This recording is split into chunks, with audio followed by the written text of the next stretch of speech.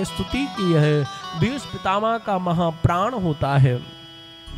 सुंदर भगवान द्वारका को पधारे हैं और द्वारकापुरी में भगवान ने सबसे मिलजुल करके सुंदर दिव्य महाराज वर्णन करते हैं। एक भजन का सुंदर आनंद लेते हुए आगे की कथा का स्वागत करते हैं। वृंदावन बिहारी लाल की जय हो। मुक्ति का कोई तो जतन कर ले, रोज थोड़ा थोड़ा हरि का भजन कर ले।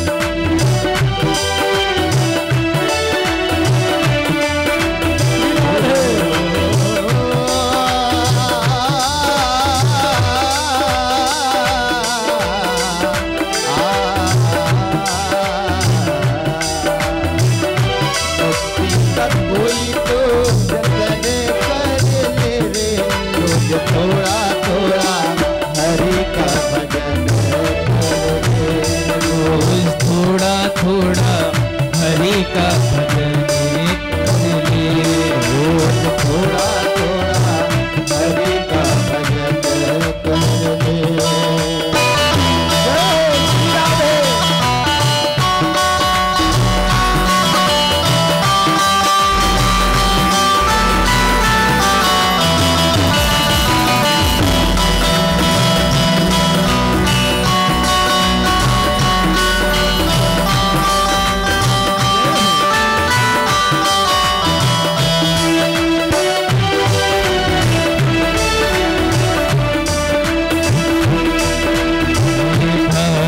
करेगा तो बड़ा ही सुख पाएगा।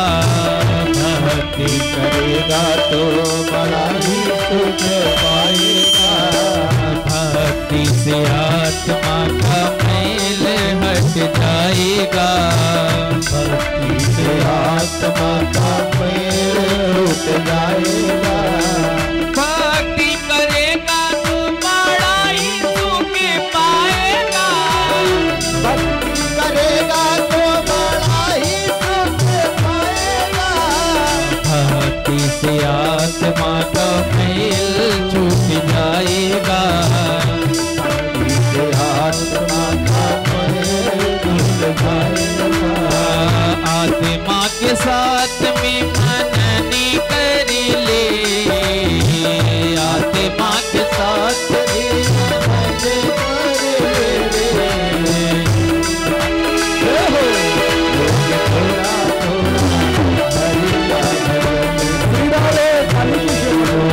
थोड़ा थोड़ा हरि का भजन कर ले। रोज थोड़ा थोड़ा हरि का भजन कर ले।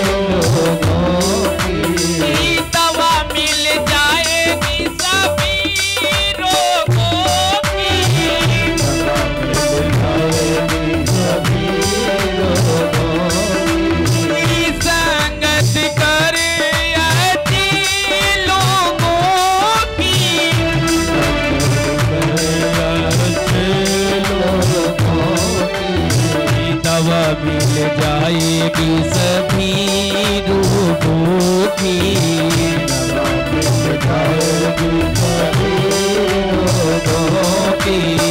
जिंदगी को अपनी हो, जिंदगी को अपनी नमन कर ले। जिंदगी को अपनी नमन कर ले। रोज थोड़ा थोड़ा हरि का भजन कर ले। रोज का भजन करिले। थोड़ा थोड़ा हरि का भजन करिले। थोड़ा थोड़ा हरि का भजन कर ले। थोड़ा थोड़ा हरि का भजन कर ले। मुक्ति का कोई तो जतनी करिले। मुक्ति का कोई तो जतनी करिले। रोज थोड़ा थोड़ा, रोज थोड़ा थोड़ा हरि का भजनी कर ले। रोज थोड़ा थोड़ा हरि का भजन कर ले। हरि का भजन कर ले।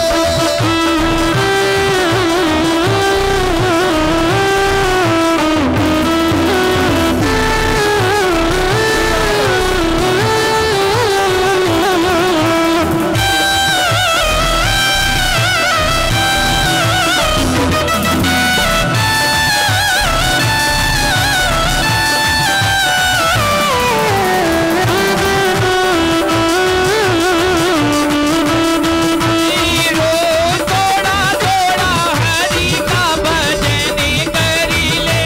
रोज थोड़ा थोड़ा हरि का भजनी करिले। रोज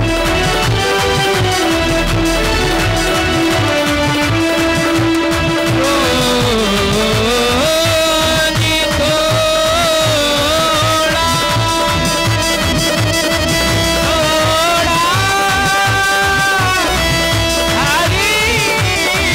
का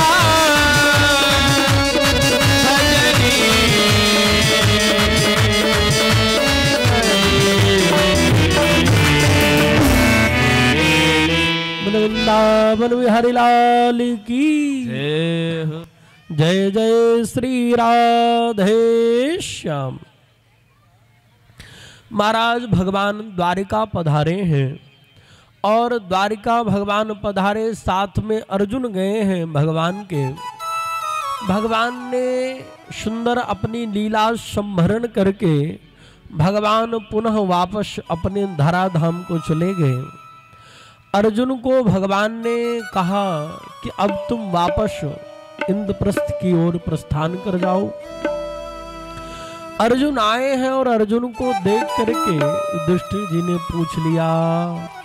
युधिष्ठिर जी पूछते हैं कि हे अर्जुन, तुम्हारा जो मुख है वो उतरा हुआ है, क्या बात है? क्या कारण है कि तुम्हारा मुखारविंद उतरा हुआ है? उन्होंने कहा कि क्या किसी शरणागत आए हुए व्यक्ति का तुम्हारे द्वारा उसकी रक्षा नहीं हो पाई, या किसी गाय या ब्राह्मण का वध हो गया तुम्हारे हाथ से? आखिर क्या बात है, तुम्हारा मुखारविंद इस प्रकार से उतरा हुआ क्यों है? अर्जुन की बात, अर्जुन कुछ बोल नहीं रहे हैं, सब लोग पूछ रहे हैं। युधिष्ठिर जी ने जब बार बार पूछा तब अर्जुन ने कहा कि भगवान इस धराधाम को छोड़ करके अपने स्वधाम में प्रस्थान कर गए हैं। इतनी बात सुनते ही माँ जो कुंती बुआ है, कुंती मैया जो है तो अपने प्राणों को वहीं पर छोड़ करके अपने धाम को चली गई। इधर पांडवों ने आगे चलकर कालांतर में महाराज उत्तरा के गर्भ से महाराज सुंदर दिव्य उत्तरा के गर्भ से एक बालक हुआ, और वो बालक जब जन्म लिया तो जन्म लेते ही चारों तरफ देख रहा था कि भैया वो कौन है जो मुझे गर्भ में आकर के मेरी जिसने रक्षा की थी। वो बालक कौन है? जब चारों तरफ देखता है और उसका नाम रख दिया जाता है परीक्षित। क्यों? बोले जो बार बार चारों तरफ सबकी ओर देख रहा, परितः इच्छत इति परीक्षिता। बोले महाराज बार बार देख रहे हैं, सोच रहे हैं शायद ये तो नहीं है, कहीं ये तो नहीं, अरे वो कहाँ है गदा वाला जिसने मेरी रक्षा की थी। और इस प्रकार से बार बार परीक्षित जी महाराज देख रहे हैं। वैसे इनका नाम था विष्णुरात, नाम इनका विष्णुरात था, पर बार बार सबकी ओर देख रहे थे, इसके लिए इनका नाम परीक्षित रख दिया गया। बोले वृंदावन बिहारी लाल की जय जय श्री राधे श्याम। महाराज सुंदर दिव्य वर्णन करते हैं और इस प्रकार से मंगलमय परीक्षित जी महाराज जन्म हुआ है। और कुछ बड़े हुए, छोटे से ही परीक्षित जी थे। उसी समय पांडवों ने मन में विचार किया है कि जब भगवान स्वाधाम को चले गए तो हम इस धराधाम में रह करके क्या करेंगे। तब परीक्षित को राज्याभिषेक करके महाराज सुंदर स्वर्गारोहण के लिए चले गए। इधर परीक्षित जी महाराज धीरे धीरे बड़े हुए और बड़े होकर के परीक्षित जी महाराज एक दिन मन में विचार करते हैं और विचार करते हुए ये सोचते हैं कि मैं भी तो देखूं मेरा राज्य कहां तक है, मेरे राज्य की सीमाएं कहां तक है, मेरा राज्य बहुत बड़ा है, मैं अपने राज्य को देखूं। और मंत्री को बुला करके एक मुकुट को धारण किया है और सवारी करते रथ में बैठ करके राज्य का भ्रमण करते हैं। भ्रमण करते हुए परीक्षित जी महाराज सभी जगह भ्रमण करते हैं और जाते हैं जंगल में भ्रमण करते। एक जगह क्या देखते हैं कि एक बैल है जिसके 3 पैर कटे हुए हैं और एक पैर में वो बैल खड़ा हुआ है, साथ में गाय है और एक काला काला पुरुष है। वो काला पुरुष गाय और बैल को डंडों से मार रहा है, बार बार डंडों से मार रहा है। परीक्षित जी ने देखा, कहा अरे तुम कौन हो, तुम्हारा परिचय क्या है, तुम मेरे रहते गाय और बैल को क्यों मार रहे हो। क्योंकि गाय धरणी का स्वरूप है, बैल ही धर्म का स्वरूप है। बोले तुम धर्म और धरणी को क्यों मार रहे हो, तुम्हारा परिचय क्या है, मैं अभी जीवित हूं, मेरे रहते तुम मार रहे हो। परीक्षित की बातों को सुन करके परीक्षित ने कहा मैं तुम्हें दंड दूंगा, मैं तुम्हें मार ही डालूंगा। उसी समय महाराज जो कलयुग उसने हाथ जोड़ करके शरण में आ गया। दीनवत् शरणं गतः, दीनहीन होकर के शरण में आ गया। कहा महाराज मैं आपके ही राज्य में हूं और मेरा नाम कलयुग है। बोले तुम मेरे राज्य में कैसे प्रवेश कर गए, तुम्हारा अधिकार कोई नहीं, तुम मेरे राज्य से चले जाओ। कलयुग ने कहा महाराज आप सप्तद्वीप वसुंधरा के मालिक आप हैं और आपका राज्य तो चारों तरफ है, मैं आपके राज्य को छोड़ करके कहां जा सकता हूं, कहीं नहीं जा सकता। बोले तुम्हारे अंदर गुण क्या है और दोष क्या है। उसने कहा दोष तो बहुत है महाराज, पर गुण एक ही है। क्या गुण है। बोले गुण ये है कि अन्य युगों में सतयुग द्वापर और त्रेता में जो व्यक्ति हजारों वर्षों तक तप करते थे और तप करने से जो व्यक्तियों को पुण्य प्राप्त होता था, वो पुण्य केवल हमारे युग में यानी कलयुग में केवल भगवान का नाम हंसहरे संकीर्तन करने से व्यक्ति को उतना ही पुण्य व्यक्ति को प्राप्त हो जाता है। और भगवान का नाम स्मरण करने से व्यक्ति का उद्धार हो जाता है। ये मेरी युग की प्रधानता है। उन्होंने कहा अच्छा ठीक है, पर मैं तुम्हें कुछ स्थान देता हूँ, उन्हें स्थान में तुमको रहना होगा। उसने कहा ठीक है महाराज मुझे स्थान दे दीजिए। तब जाकर के उन्होंने स्थान दिया है। राजा परीक्षित ने स्थान दिया। द्यूतम पानम स्त्रियाशूना यत्र धर्मश्चतुर्विधा। कलयुग को 4 स्थान दिया है। कहाँ द्यूतम, बोले प्रथम कहाँ, बोले जहाँ पे जुआ खेला जाता हो, जहाँ पे जुआ खेला जाता है वहां पर कलयुग का स्थान है द्यूतम पानम।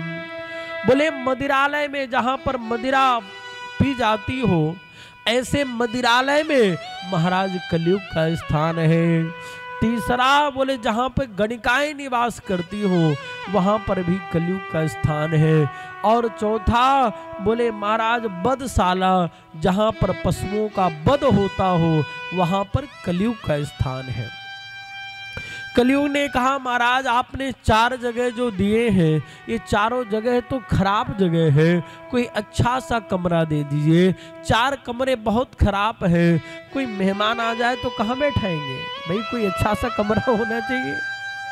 उसने कहा कि महाराज चारों जगह खराब है, कोई अच्छी जगह दे दीजिए। उन्होंने कहा तो राजा परीक्षित ने कहा मैं तुम्हें स्वर्ण में स्थान देता हूं, सोने में भी तुम्हारा वास रहेगा। अब भैया सोने में भी कलयुग का वास है। तब महाराज वर्णन करते हैं कि अब तो बड़ा चक्कर है कि भाई जो सोना पहन रखे उसमें भी कलयुग है। फिर क्या बोले महाराज, भागवत जी के 11 स्कंध में भगवान कहते हैं धातु नाम अस्मिकांचनः। भगवान उद्धव जी को बता रहे हैं और कह रहे हैं कि मैं धातुओं में सोना हूं। तो भैया भगवान उधर कहते हैं कि मैं धातुओं में सोना हूं, और इधर जो है तो कलयुग का भी स्थान दे दिया राजा परीक्षित ने। तो बोले स्थान कौन कौन से हैं? बोले किस सोने में भगवान का वास है, किस सोने में कलयुग का वास है? तो महाराज कहते हैं जो सोना मेहनत के द्वारा, अपनी कमाई के द्वारा, खून पसीने के द्वारा जो स्वर्ण का अर्जन किया जाए उस स्वर्ण में भगवान का वास है। और जो महाराज इधर उधर से जो लूट पाट के सोना आया हो उस सोने में किसका वास है? कलयुग का वास है महाराज। महाराज इस प्रकार से वर्णन करते हैं। और राजा परीक्षित का जो मुकुट था उस मुकुट में जो है तो कलयुग जाकर के बैठ गया महाराज। अब राजा परीक्षित जो अहिंसावादी थे वो आज हिंसामय हो गए। कलयुग सवार होते ही जो राजा सर्वत्र अहिंसा परमो धर्म का नारे लगवाता था आज वो हिंसावादी हो गया। जंगल में शिकार खेलने के लिए राजा परीक्षित चले गए, सभी जगह जा रहे हैं। पर महाराज धर्म की यदि आप रक्षा करते हो तो धर्म आपकी भी रक्षा करता है। धर्मो रक्षति रक्षितः। बोले महाराज धर्म की आप रक्षा करो। राजा परीक्षित धर्मात्मा राजा है, पर कलयुग के प्रवेश हो जाने के कारण शिकार खेलने लगे। पर धर्म ने क्या किया? धर्म ने जंगल से जितने पशु थे सबको हटा दिया, और सबको जब हटा दिया जंगल के पशुओं को, तब जाकर के राजा परीक्षित कुछ उनको शिकार मिला नहीं, और थक गए दौड़ते दौड़ते जंगल में। और दौड़ते हुए वहीं पर एक समीक मुनि का आश्रम था, समीक मुनि की कुटिया थी, वहां पर गए हैं और जाकर के समीक मुनि को आवाज लगाई, हे महात्मन मुझे प्यास लगी, मुझे जल पिला दीजिए। पर उस समय महात्मा समाधि में थे, ध्यान में थे। महात्मा के अंतःकरण में भगवान विराजमान थे, समाधि खुली नहीं। उन्होंने सोचा कि शायद ये नकली महात्मा है। और नकली महात्मा समझ करके महाराज गले में जो है तो सर्प डाल दिए महाराज। आज ये नकली असली महात्मा को नकली महात्मा समझ करके गले में सर्प डाल करके चले आए। और जब ये बात इनके पुत्र श्रृंगी को पता चली, बच्चों से कौशिकी नदी में स्नान कर रहे थे, बच्चों ने पूरा वृत्तांत बताया। उसी समय हाथ में जल लेकर के श्रृंगी मुनि ने भी एक श्राप दिया है। उन्होंने कहा मैं श्राप देता हूँ, इत लंघित मर्यादम तक्षका सप्तमे हनि दक्षस्तिस्म कुलंगारम चोदितो में तद्रुहम। और श्रृंगी ने कहा इत लंघित मर्यादम तक्षका सप्तमे हरि। अरे जिस राजा ने मेरे पिता को अपमानित करके मर्यादा को लांघ दिया है, मैं श्राप देता हूं कि आज के 7वें दिन वही तक्षक जाएगा और राजा परीक्षित को डस लेगा, और तक्षक के डसने से राजा परीक्षित की मौत हो जाएगी, मृत्यु हो जाएगी। और महाराज श्राप दिया, आए हैं श्राप दे करके पिताजी के पास आए, रोने लग गए। और जब वो रोने लग गए तब उनकी समाधि खुल गई। क्यों? भैया पहले अंतःकरण में भगवान विराजमान थे, तो भगवान की छटा का दर्शन कर रहे थे, और जैसे ही ये रोना प्रारंभ किए भगवान अंतःकरण से अदृश्य हो गए। वैसे उनकी समाधि खुल गई और पूछा, बेटा क्यों रो रहे हो? सारा वृत्तांत बता दिया। उन्होंने कहा, बेटा तुमने बहुत बड़ा अपराध किया है। राजा परीक्षित अपने बस में नहीं थे, वो तो कलयुग के बस में आकर के सर्प डाला है। बोले, मैं आज तुमने एक श्राप दिया है कि आज से 7वें दिन तक्षक डस लेगा। मैं भी एक श्राप देता हूँ। बोले, क्या श्राप है? बोले, आज से मैं श्राप देता हूँ कि ब्राह्मणों के श्राप देने की शक्ति नष्ट हो जाए और वरदान देने की शक्ति डबल हो जाए महाराज। नहीं तो कलयुग में तो बात बात में श्राप देना प्रारंभ कर दें, तब तो कैसे काम चलेगा। बोले, श्राप देता हूं कि ब्राह्मणों की श्राप देने की शक्ति नष्ट हो जाए, वरदान देने की शक्ति डबल हो जाए। और महाराज गौरांग नामक ब्राह्मण को भेज दिया, जाओ राजा परीक्षित को सावधान कर दो। और राजा परीक्षित के पास गौरांग आया है, और महाराज उसने मुकुट उतार करके जैसे ही उन्होंने रखा, उनको स्मरण हुआ कि मैं आज एक असली महात्मा को नकली समझ बैठा। और रामायण में क्या हुआ? बोले, रामायण में नकली महात्मा को असली समझ बैठे थे कौन? प्रताप भानु। कथा थी ना प्रताप भानु की, एक तनु को असली समझ बैठे। उसने पूछा, महाराज आप कब से हैं? बोले, जब से सृष्टि हुई है तब से मैं हूं इस संसार में। और नकली महात्मा को प्रताप भानु ने असली समझ बैठे, तो महाराज कुल समेत नष्ट हो गया। और आज राजा परीक्षित जो है असली महात्मा को नकली समझ बैठे, तो आज महाराज इनको ही मृत्यु पे अपने जीवन में ही संकट आ बैठा। इसलिए महाराज महात्माओं को भी जांच परख लेना चाहिए। नकली को कहीं असली समझ बैठे, असली को कहीं नकली समझ बैठे, तब तो गड़बड़ हो जाएगी। इसीलिए पहले जांच और परख लेना चाहिए। सुंदर दिव्य वर्णन करते हैं श्री सुखदेव जी महाराज। इधर सूत जी महाराज शौनक आदृश्यों को बताते हैं कि महाराज गौरांग ने बताया कि राजन, आज के 7वें दिन तुम्हारी मृत्यु हो जाएगी, और आप जो है तो यदि आप अपना कुछ उद्धार करना चाहें तो कर सकते हैं। उसी समय राजा परीक्षित ने अपने पुत्र जन्मेजय को राजगद्दी में बैठाया है और सुंदर गंगा के किनारे चले गए। भैया वो मुकुट कौन सा था? वो मुकुट इनका नहीं था राजा परीक्षित का, वो मुकुट था जरासंध का मुकुट था।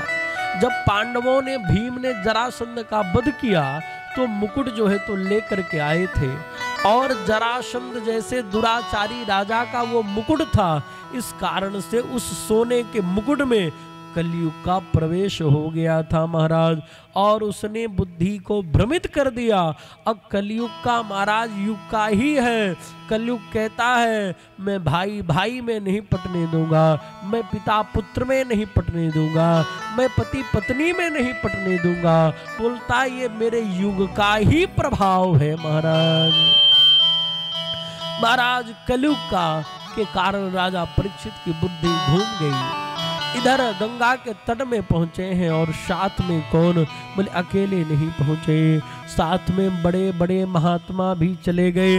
जब महात्माओं को पता चला कि हमारे सम्राट राजा परीक्षित को जो है तो मृत्यु का श्राप लगा है कि आज के 7वें दिन मर जाएंगे, तो महाराज सभी महात्मा भृगुर वशिष्ठ वनश्च गौतमो मेधा तिथिर देवल देवरातो, बड़े बड़े जो महात्मा हैं, वशिष्ठ हैं, भृगु हैं, पराशर हैं, स्वयं वेदव्यास जी महाराज सभी आए हैं और गंगा के तट में विराजमान थे। वहीं पर राजा परीक्षित ने एक आसन बिछाया है और कहा, जो मेरे प्रश्न का उत्तर दे दे वही इस आसन में आकर के बैठ जाए। राजा परीक्षित का प्रश्न क्या है? राजा परीक्षित का प्रश्न है, पुरुषस्य यत् कार्यं म्रियमाणस्य सर्वथा। राजा परीक्षित का प्रश्न है, म्रियमाणस्य किम कर्तव्यः, मरने वाले व्यक्ति को क्या करना चाहिए? उनका प्रश्न यही है।